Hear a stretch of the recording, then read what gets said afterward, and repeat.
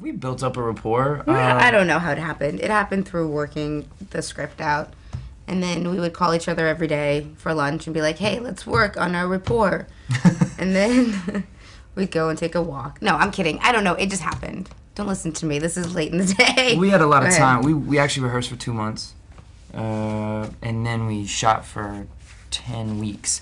And the last 2 weeks were kind of shooting scenes that were, you know, the tougher scenes for us to shoot. And I think a lot should be said about, you know, you take those scenes and any other scene in the film, so much should be sort of, you gotta give props to the dialogue. I think that the characters themselves have a great rapport.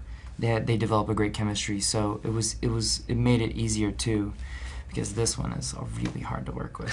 So what were the flash mob sequences like to film? They're really fun. They were amazing. Yeah, to be in the middle of Times Square in the middle of the night was incredible. And you just felt the energy of all the people. And truly, I think the first time we rehearsed it was in the middle of Times Square. And we walked on and we were both like, oh my God, this is Yeah, it was good. amazing. We really didn't rehearse those scenes too much because it was fun. And it was more fun to just jump into them and see what happened. Yeah.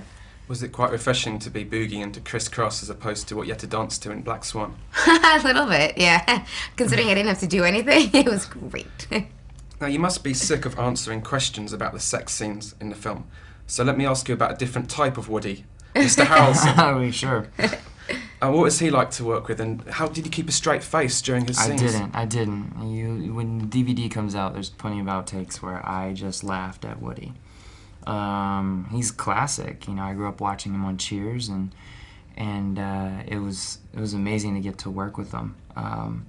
He's fantastic in the movie. Especially playing basketball with him. You know, the star of White Men Can't Jump. Actually, Will and I love that movie, and so we wrote that scene into the movie. Oh, wicked! So I could play basketball with Woody. Now, I've heard that Friends with Benefits is the first movie to ever film actors inside the Hollywood sign. Mm-hmm.